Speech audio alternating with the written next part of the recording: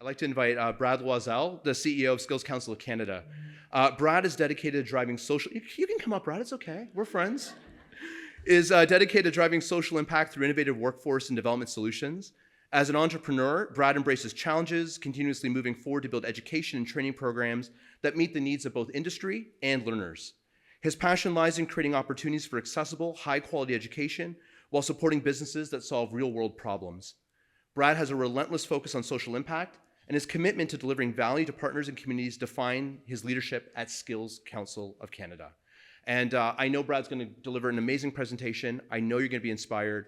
But beyond that, I encourage you to take the time to speak with Brad today, speak with Kate today. The work that they're doing here at Skills Council Canada blew us away at the Board of Trade. And I know the 15 minutes or whatever we have allotted for you is not nearly enough to tell his whole story. So Brad, I'm going to turn over to you and let you wow the folks here in the room.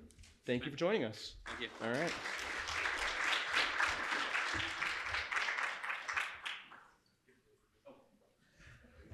Sorry, I don't give up no worries. Easily. But you know what? You dress really nice. Like, those shoes are gorgeous. Thank you. Brad Loisel, I'm glad to be here. I was thrilled to talk about what we do. Just give you a little insight before I get into my presentation, because my presentation is all pictures, lots of pictures. We've been in social impact and social good for about 15 years. We are, as a company, trying to solve access to education for people around the planet. So we work in Africa, we work in India, we work in a bunch of different countries. And that's always been, it hasn't always been our passion. I've been a serial entrepreneur. I've built many companies in the past and sold some. But in the presentation, you'll get to see a lot of stuff that we do for Skill Council of Canada in particular. We do own other companies that are in different social impact groups, but this is the main one for Skills. So the first slide is what we do. So our global focus is bridging skill gaps between people who have and people who don't have. So from an education perspective, our world is broken in general. We spent, to give you an understanding, about 10 years in India working to understand all the barriers that exist. I've been there 47 times. Kate's been there a dozen or so. And we spent a lot of time working within communities, and you'll get to see some of the pictures that we have. And the pictures that are going to come up next is to show you some of the global partnerships we've been working with, the people we've met and been in conversations with. They all know, everyone that you're going to see knows about the school we work with, Judith Nyman. And there's two people right there I'm going to talk about a lot. You'll see the pictures are there. Dion, the really tall 8-foot guy there, is the principal of Judith Nyman, and Frank is the head of tech. Great partners that we've been working with. You'll see what we've done with them. So my presentation, you'll notice I don't have a speech. I just talk. So I'm going to talk through everything we do. But we act as the intersection between technology, education, and community. Over our decades of traveling the world and speaking at global conferences, all this kind of stuff, we realized that in order to solve this problem, there's a lot of things that we need to have, and we created technology that has thousands of courses, thousands of skill assessments, career explorational programs on technology that is very robust and integrated around the world. So we control it here, but we have people in Africa that use it that we can toggle on, toggle off, and you'll see some of our partners in a second. From a global perspective, we've been working with leaders everywhere. And here, this is just some, there's a couple slides like this.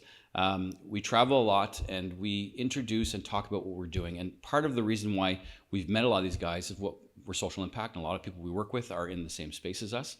And we've built fantastic relationships with many of these leaders across the world. And you'll get to see more in a few seconds. There's some more here. Rich and I are playing chess. We play chess often, and I just want to say I always beat him. It drives him nuts. But we have incredible relationships, and we're always talking about, and the reason I'm showing this is because the people we work with globally, they know about what we're doing locally. And our goal is to get people who understand what we're doing to try and create inspiration and awareness and create the credibility and the partnerships that we have here, and integrating people that we work with into our global network. And you'll get to see some of the stuff we've done in a bit. Some other groups. I owned a company that was the largest manufacturer of licensed paper goods. So I worked with Disney. I was Hallmark's major competitor for years. So we manufactured for Disney, Marvel, Nickelodeon, all these entertainment companies. As a previous company before my social impact. That's why Disney's up there. But we also work on the ground. So we don't just work with all these corporations. We're physically working hands-on with our partners. We're in communities. This is part of our travels in India with our indigenous partners. The top right is in Iceland. We own a water company to solve access to clean drinking water around the planet. That's that group over there. The middle one, we're in, I think that was Udaipur maybe, where we're working with a school, helping build a school and trying to understand the barriers that exist within these communities. So we spent a lot of time doing this. And the reason I'm telling you this is because skill development and education is grassroots all the way up. It's not just the senior levels, and there are communities that we met with that just don't have access to it. So we built a platform to equalize the access that we have here with university partners, corporations we work with. They get access to the exact same content in the middle of Africa through our platform. So we're trying to equalize it around the world.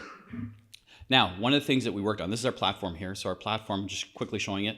The top left is the integration with 4,800 courses. These are different partners. This is what they see. But we brand everything to look like them. So our skill management system they have their own interface. We have lots of partners from colleges to large corporations to not-for-profits. And the way we typically work with organizations who are trying to figure out how to get access to skills development, it's expensive. To get access to content, to get access to this technology like learning management systems, it's very costly. The great thing about our model is we make most of it available for free. And we do that because our government has helped fund our projects and what we do globally and within Ontario. So we've received lots of money that we reallocate and reinvest in the technology, the content, and then we make it available to our partners at no cost, even though there is a cost, so that we can help them solve the barriers, especially small, medium-sized organizations that struggle with access to the same technology that the Googles have and the Amazons have. We provide the exact same stuff, except it's made available at affordable opportunities for them. This is another example of some other people that we work with. Lone Star, for example, it's a food industry. We built their entire training program for their entire franchise. Work closely with their teams, but lots of other groups. Now, one of our projects that we received years ago, it was workforce development. We got funded almost $4 million from our province to help with workforce development, plus trades. Trades was a part of it. We had never worked in trades before, and this was new to us, and we realized we had to get into it. But how do you do online trades when you're teaching to be an electrician or a welder? Like, how do you do that on your computer at home? It's very difficult. You can teach theory, but the practical stuff, you need hands-on. You can't really do it like that. So we were introduced by one of our Indigenous partners to Judith Nyman. So Judith Nyman, when we first went to it, and I did not want to go. I'll be quite honest with you, working with school boards is very difficult, and we've never done it because it's just the bureaucracy. We make decisions really quick, and then we just do it. We don't wait for someone's approval, and they know that. So when we were asked to go, Kate insisted that I go to the school. We're from Ottawa, so we had to come down to Brampton. We've been to Brampton like so many times now. But she pushed me to go because she kept saying our Indigenous partner said it's really good. You should go to see this school. We got there, and quite honestly, I started walking the hallways, and I've mentioned this. It looked like an institution, like a prison or it just didn't. It wasn't warming. It wasn't welcoming. And when I was walking the hallways, I turned to her and I'm like, "Why are we here? I don't understand why we're in this school. It doesn't make sense to me why we're here." And then we started walking into their facilities, and this opened my eyes. So once we walked in, we saw this. Every single facility, they have 17 trade facilities. And these facilities are gorgeous. They are so well put together, but no one knows about them. So after we started going through each one, and I kept saying, wow, every time I go into a classroom, I'd be like, oh my God, what is this place? Two-floor building of a room of an electrical place. And we walked into the auto section. It was massive, the horticulture, huge spaces, like really, really nice. But then they started talking about the problems with no one really understands them. No one knows who they are. They don't have funding. They don't have the budgets. They have a lot of vulnerable students that go to this school. The vulnerable students is what got me because we're focused on social impact. And then from our previous project, I thought social impact, this is something we would do. It's skill trades. We're missing that from our how do we break down barriers. So we decided to adopt the school. When we said that day to Frank, Deanna wasn't there at the time, that we're gonna work with this school, they didn't believe us because they'd heard this many times before. On the train ride back, we built a plan on how we're going to work with this school. This is the plan we came up with. It was very simple. Perception. You need to change the perception of that school. When people walk into that school, it looks terrible. Like visually, it did not look like a school that I would be interested in going to. From students' perspective, from teacher perspective, from parents, bringing potential partners, employers to walk in. As first impressions are so important, and we need to match the school to what was behind those doors. And so as we were going back, I said, okay, we need to change this. So I used ChatGPT to analyze the entire school board policies, to understand what can we do in this school without board approval. And so then it came back and it said we can apply stickers on the wall. Is this going to be in the media? No. Oh, okay. I should probably ask that first before I say what I'm saying. It said you can add stickers on the wall, and I thought, stickers? Oh my God, that's a fantastic idea. So we can build massive stickers to cover entire walls, ceiling to ground, cover doors. We can transform the school to make it look really, really good. So perception, visibility, typo there. Visibility, trade partners, industry, funding sources, pathways. So these are all things that we identified that we would have to do with this school to make it successful. My philosophy was if we can get around things without asking for permission, the saying, if you build it, they will come, from that old baseball movie. That's the way I believe in a lot of things. So we decided to start changing the school. We came in and redesigned within a few weeks afterwards, I guess. We came back. We redesigned all the hallways, most of them anyways. We added signs from the ceilings. We redesigned the brand. Like if you look at the logo at the top over here, right there. That was the previous logo. It didn't really say much. So we asked if we would be able to change the logo itself. So we redesigned the logo, and we paid for everything ourselves. So we came in and we just did a whole remake of it. Then the next step after doing this was, how do we, now that we've created this vision, when people walk in, let's start inviting industry in. Let's start inviting government. Let's talk about this school so people start understanding what's going on in the school. So we did. What ended up happening was the Rashmi, which is the little girl beside Dion, she is the director of education for the entire board. So she came by the school, and she's a lovely woman. We get along so well. But she came by the school, and she was walking around going, wow, this school looks incredible. It's so beautiful. And it was the first time that she'd been to the school. And then we talked to Dion. I said, we're going to go to this board. We're going to work at a deal where we can help support the school going forward. And so we did. We went to the school, the board. We presented to Rashmi and her team, and we signed a long-term contract that gave us access to the facilities, not only during the day, but after hours, because it was underutilized facilities that it was just all these facilities sitting there in an environment in Brampton with lots of corporations. If you're looking for training, where do you go train people if you don't have access to facilities? This school has a ton of facilities. So we thought this could be a great opportunity. So we signed a deal with them, which has been recently improved. Now they wanted us to support the entire school board. So now we're supporting 260 schools and multiple trade facilities and a bunch of different things. But this is what it started. Our relationship grew so much that we, at the top left, this is Frank. We're with our Iceland projects, lots of skill trade stuff that we need there. So we invited him to Iceland with us to be with us to talk about skill trades. We're not skill trades experts. We're entrepreneurs. We have ideas on how do we solve and build things. That's over on the right is Dion and I. You'll see another picture. This is him and I on Necker Island with Richard Branson, Aaron Brockovich, and a whole bunch of other global leaders. So he came with me to an event.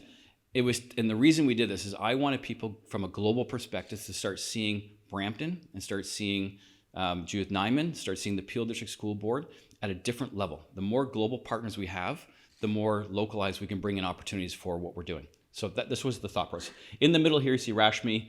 The top right in that picture is Valerie. She's the Indigenous leader from ABO, who is the one who introduced us to Judith Nyman. This is in New York City. So we were at another event that I was invited to. I brought a bunch of people. Richard was there and a bunch of his team.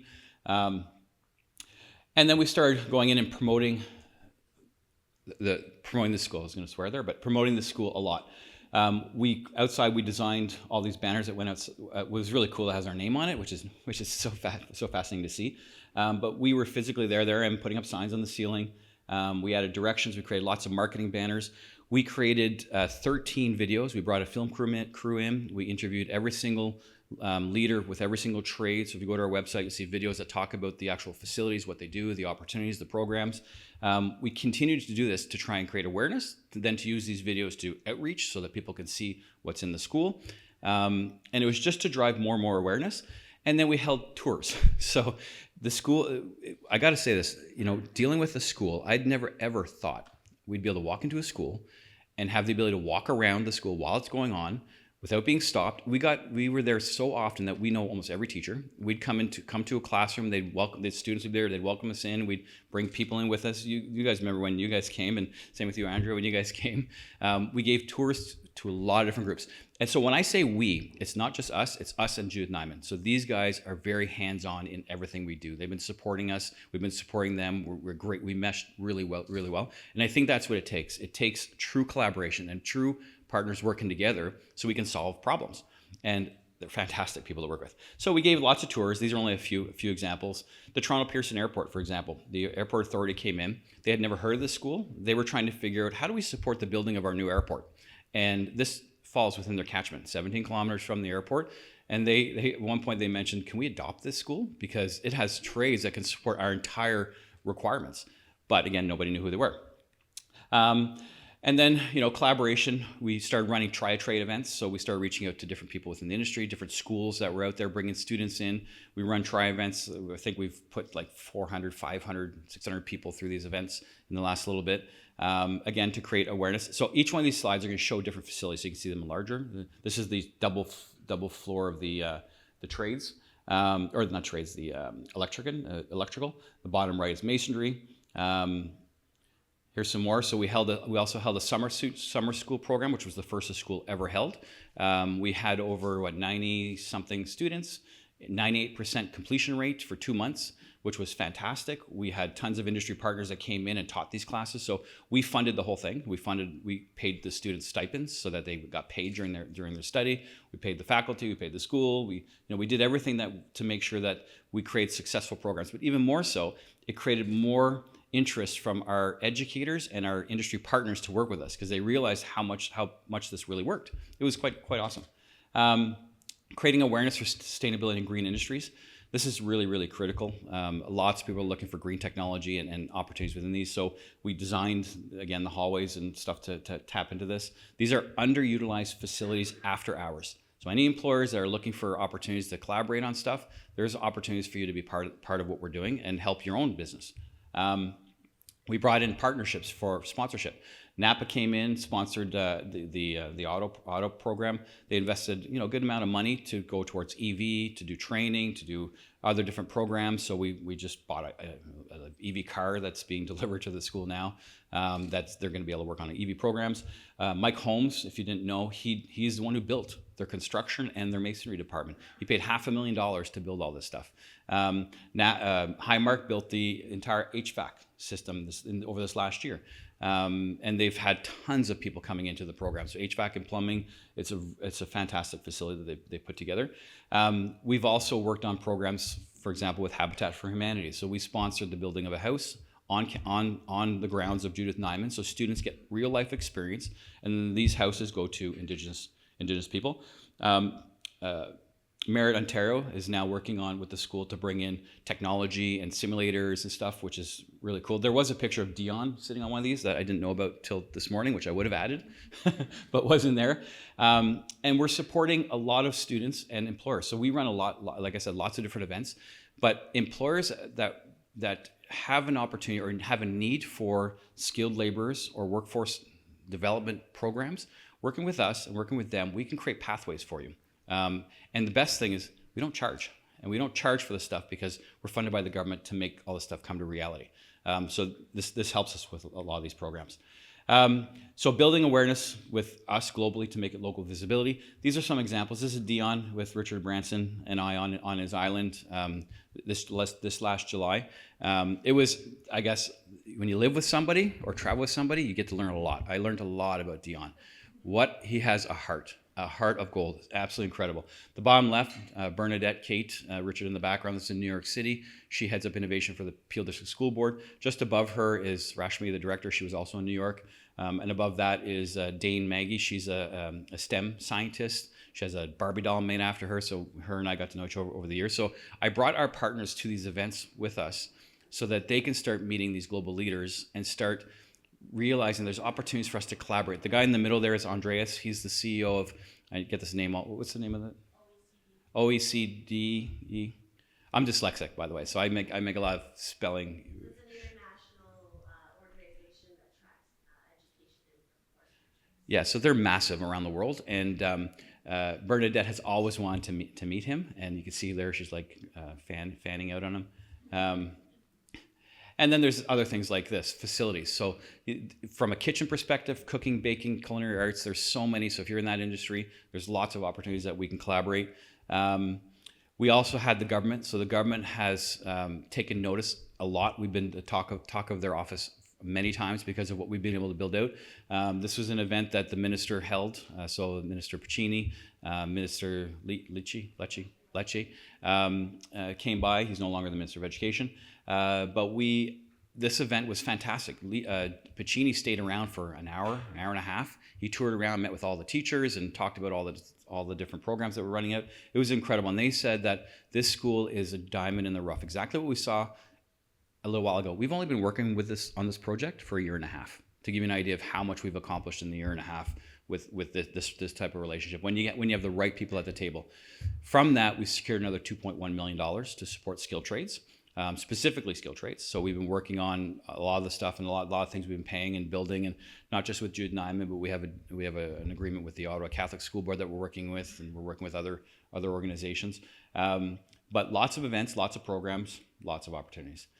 So we invite any of you, if you want to come to the school, just give us a call, give them a call, come take a tour, see these facilities. It will blow your mind, and you can see opportunities that can help your industries, what you're trying to accomplish, workforce development initiatives, you name it, we could probably help. That's it.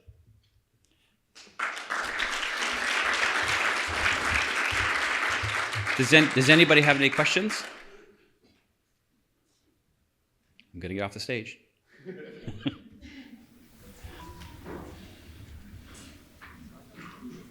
one right there. Okay, I don't need a mic. I can get up. Thank you so much. That's so inspiring to hear all the work that you. I'm just curious how you connect with employers. Are you helping them being placed in employment? Yes, so we're trying to. One of the things that we realize, especially in the skilled trades, with workforce development and just white collar jobs, it's quite easy. Easier. For skilled trades, it's a little more difficult because as an employer myself, we've hired people that. I personally don't have the time to manage them or guide them because I'm traveling and I'm busy a lot. So we came up with a system where we would provide mentors with people that are going onto work. So if they're going into a construction site, the typically small, medium-sized company, they want people who come in knowing how to do it. So we've been working with a company called L.E.A.P out of Vancouver on how to create work-integrated learning experiences. So we're trying to integrate both our systems together where what we have, what we offer, what they have, what they offer. We can create projects that people can go into your work environment that would be managed by us on the work site, learning how to build things that are needed or build things before they go so that when they get there, they're building what you need as a company, learning how to do it, but you're not being taken away from your responsibilities as an employer or what you're trying to do as a client. So we're trying to break down the barrier that exists between how do you connect people who are just learning trades with people who really need people who know how to do trades and create a middle piece there that we would manage and support that bridge so that as they get learning it better, then they migrate into your environment much better. So that's what we're building on, we're working on right now. We've learned a lot about the skilled trades over the last little bit and the barriers that exist. And one of the key things is employers. It's not the barriers of employers, it's the barriers employers face with bringing in people who are just new in this industry. Safety issues, making expensive mistakes, re-roofing the wrong house because you show up early, really interesting things. You're welcome. Yes.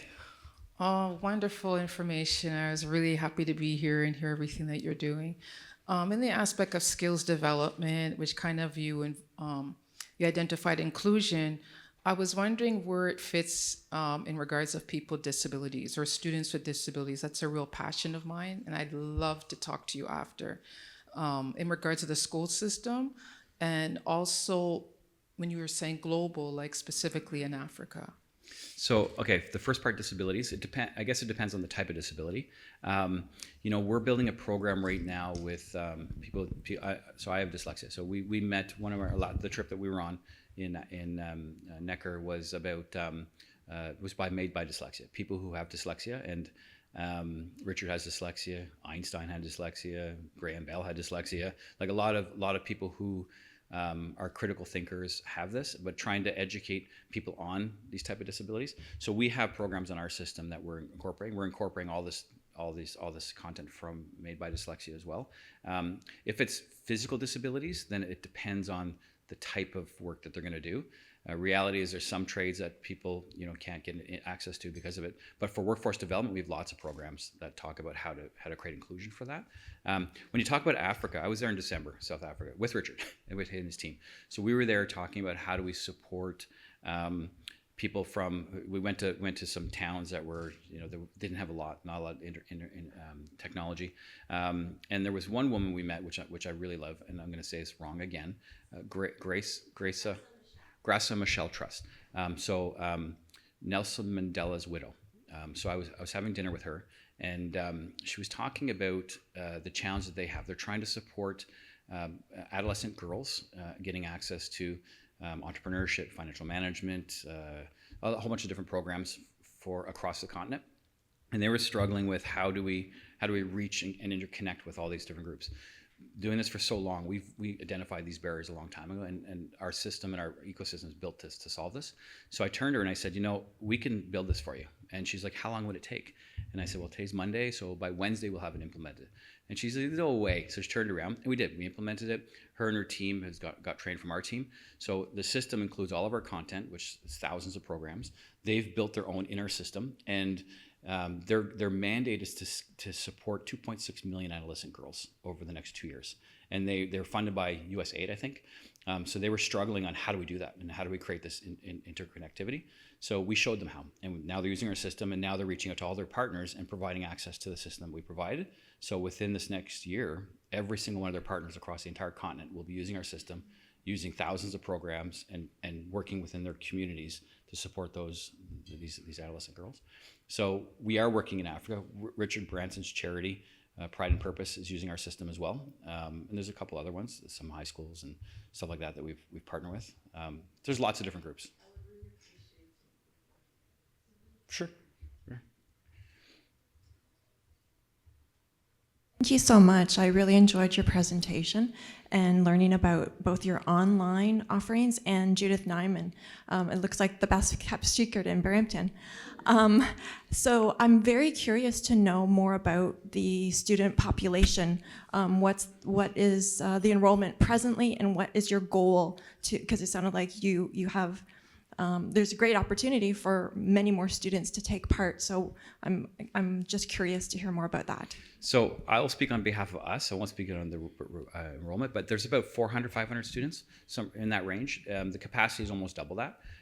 The school itself, and I'm sure many of it faces over the years, is the perception of skilled trades is that it's for people who don't have intellectual capacity to go to university. That's the way the perception has always been. So this school, like other skilled trades, and same with the Ottawa Catholic School Board, the exact same thing. The feeds of students going to the schools are people who are have more disabilities, I guess you can say, which is not necessarily the right approach for these schools. So in working with the board and talking about these challenges and what we were doing, the board has made the direction to start changing this and stop that from happening so that the students can grow, the population can grow, and skilled trades can be fed with people who want to be there and people who have the capabilities of handling the roles. You know, if you have someone in a wheelchair who can barely move, they can't be a welder. It's next to impossible. It's safety issues and lots of things like that. But so we are working with the school, we're working with the board to change this, and we're seeing the change. It takes a little time. Again, bureaucracy with large school boards and large systems, it's not easy to change. I'm of the opinion, and the way I operate as a entrepreneur, and because I'm in charge, no one can tell me otherwise. I just do it. You know, if I get slapped, I get slapped. But most of the time, people see the change as positive and what we're doing. So we are working. Did I answer your question? Yes. Am I going off on something? Okay. Yes. Sorry. Thank you again for the presentation. I am amazed at how really Judith Nyman is a hidden gem that we have here in Brampton. I had a question though about that, and it goes along with the question that was just asked, because Judith Nyman has had that stigma of being a school for kids that were not the best or that were disabled.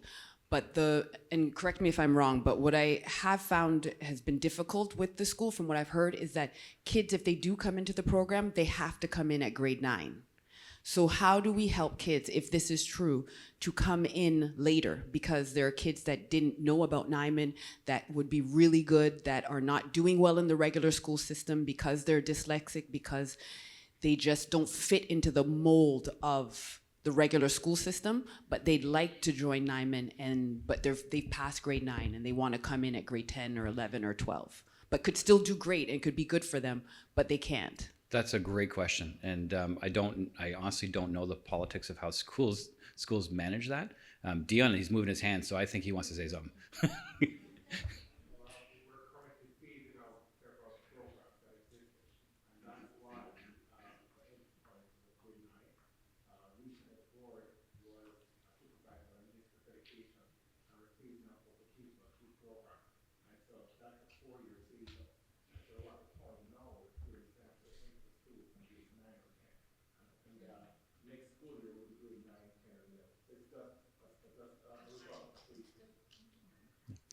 One of the things we're also doing, so we're on phase 2 that we presented to the school on what we're doing. One of them is employer events.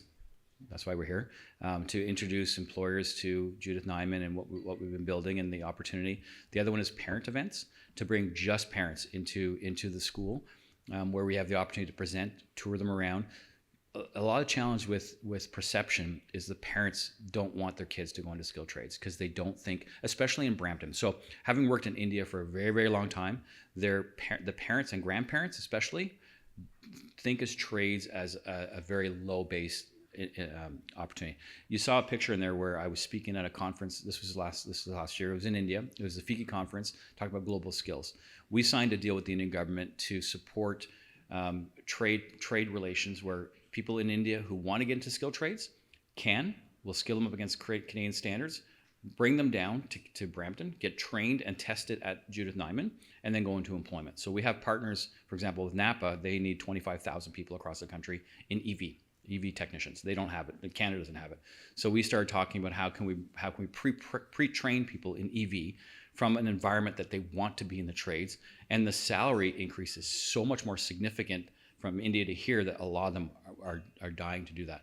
It causes a problem with immigration reduction, like you said, down 20% over the next few years is going to be a little bit challenging. But those are those opportunities that exist that we're trying to do. And parents is an important thing we just got to convince the parents. And convince the parents that there's an opportunity for their kids, then it'll be a different conversation if the kid says, I'm not very good at this. I'd like to go into, green energy, or I'd like to go into auto or construction. Yes. Very interesting presentation and discussion. So my question, or maybe a rejoinder to what Usha was mentioning about, is in terms of, are there any kind of an ongoing or upcoming projects where you work in a cohort to have employers have an access to the skilled trades people? Yeah, so this is part of the programs that we run. So a lot of tri-trades that we run we'll do with employers, so they can come in and work with different groups. We also work with Sheraton, so she's sitting right beside you. So they do tri-trades as well, and so a lot of times that great partners like them, they come in. But our events that we ran during the summer was all with employers, every single one. So they have access to those potential groups. But if you're interested in running a tri-trade with us, we'll pay for it. You come in if you have good instructors that are able to teach and work with these students. We'll work with Judith Nyman and set all this up in the school, and you'll get access to students, and you'll be able to get, I think at events sometimes there's 100 kids that show up, 100 youth. That's pretty good. Like your one last week was about that, all women in trades, yeah.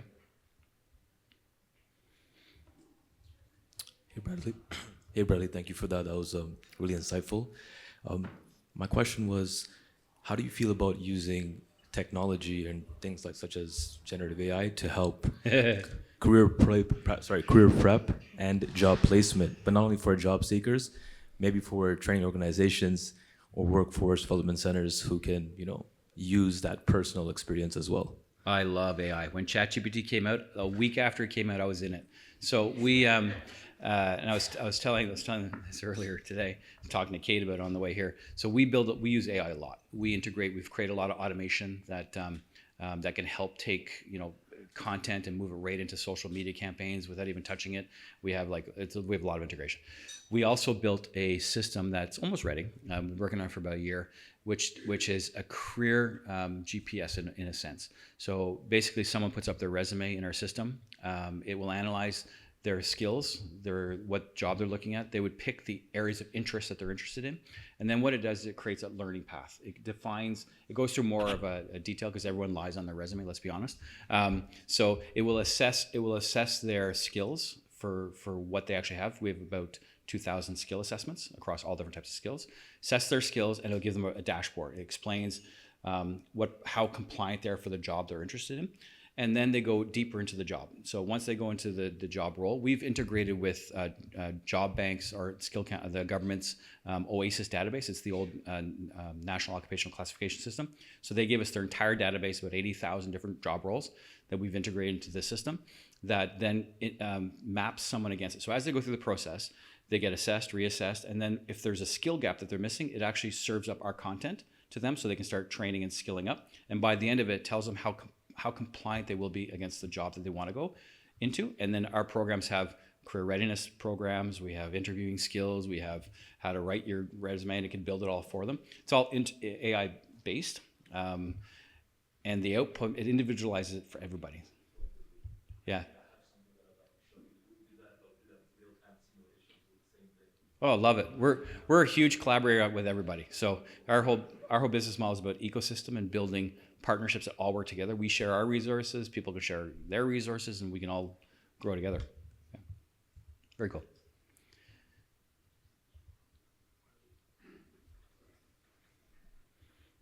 Thank you. Thank you for sharing all this information. I just want, that's not a question, but I need your thoughts on newcomers. Newcomers are, because I'm dealing with newcomers every day, I'm from Costi.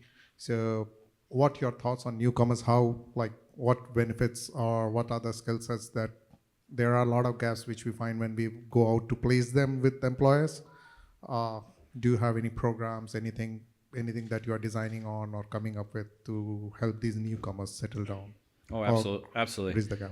So we've been one of our last projects was newcomers was part of our what we did, and we used to do job fairs all the time, and most of the people at job fairs were newcomers, and there was a consistent challenge with newcomers in terms of the expectations of what they think they're entitled. We had people come to our booth, and they kept saying, "I don't want any more education. I should just get employed. I have this degree from India or this degree from," but there's soft skills. They have to get a lot more training on how they integrate with people and how they talk with people, because there's unfortunately an expectation in India, especially because we work there so much. There was parents would teach them, if you go to school and you get this degree, then you will get a job. And that's the way the mindset has. I got this degree, I'm going to get a job. But they may not have the right skills, the personality. They may not fit culturally because of how they interact. So there's these barriers that we faced a lot when talking with newcomers. So I think the key thing is creating, and we have lots of programs on our system that addresses this, is how to get newcomers to curve their, I don't know if arrogance is the wrong word, their expectation that I'm entitled to this because I have this. They have to really create the paths to employment, be more humble on, I don't know how to do this, I'm willing to do this, I'm willing to take this. The other thing that we have an issue with is a lot of newcomers are really skilled, and they do have the right to take this job, but the problem is there's this difference in skill perception. I have this skill over here, I don't know if it aligns with our skills here, so there has to be like a matching type stuff, and that's what we've been trying to work with the Indian government on how to create that between our companies and what they have over there. How do we align Skilled Trades Ontario, for example, the standards we have here with Indian standards, raise up that standard so by the time they come over, they're actually aligned, and we can show that direct alignment with qualifications. So there's those barriers. Anything else I missed? No? I'm good. Did I answer your question? Okay. But you can come through our platform. We're happy to share it with you, and you can go and explore all the programs, and if you need it for your are you not for profit? Yeah. Oh, you get everything for free for sure. So we work with a lot of not for profits that use our system for all their own job seekers and stuff, and you'll love it, I'm sure. Hi, great presentation and congratulations on your achievement. So I was part of the Skill India program when it was originally launched in 2006. I was part of the team that launched. Oh, no way. Question is, how are you competing with the sexy technology jobs where everybody wants to get into? And even in the skill trades, there's so much happening where you've got, precast blocks being used now for building homes. You can build a home in 48 hours. China's already done that. Yeah. And technology is being brought in there. Robotics is coming in. So a lot of the jobs, as Jeff was mentioning, AI is going to start taking it over, and different opportunities are going to get created. How is Skill Council preparing the people for that? So here's the great part is we don't compete with any educator at all. We collaborate with all of them. So our goal has always been, and this has been the problem when we built this company many years ago, is there's too many educators that compete with each other. They hold everything in, right? And we're not like that. We embrace any type of new technology that comes out, any type of new content that comes out. We actually reach out to partners to bring that content in so we have it available to our users. Our focus is to solve the barriers that exist. Educators, and I'll give you an example. There was Algonquin College and Seneca College. We were working on a program in India. We had 53,000 courses in India, 200 partners that had integrated into our system. They didn't like the fact that their logos were beside each other on our system. And we had issues that one was saying, I can't, if their logo's there, we don't want to be on the platform. And I was like, are you kidding me? We're trying to solve access to education to people who need it, and you're worried about your logo. We're not like that. So from a business perspective, all the partnerships that we work with, like even recently with Merit coming in, they have all this technology they want to bring in. Absolutely. These guys, Frank and Dion brought these guys in, and they're now going to install all this stuff, I think, by the next couple of months. And we reached out to Merit and said, we can help do marketing, we can promote you, we can, give us your content, we can make it available, and we can create like a great collaboration on how we can support this new technology. Every time we go to a trade show, if there's a new technology, we're right there talking about how we can collaborate with that new technology and how we can integrate it with the programs we're building, because our end goal, and this is what true partnerships is the student. How do we create opportunities for employment for the student? How do we break down the barriers that exist? She's standing out for a reason. Yeah. Time? Okay. Thank you very much, everybody.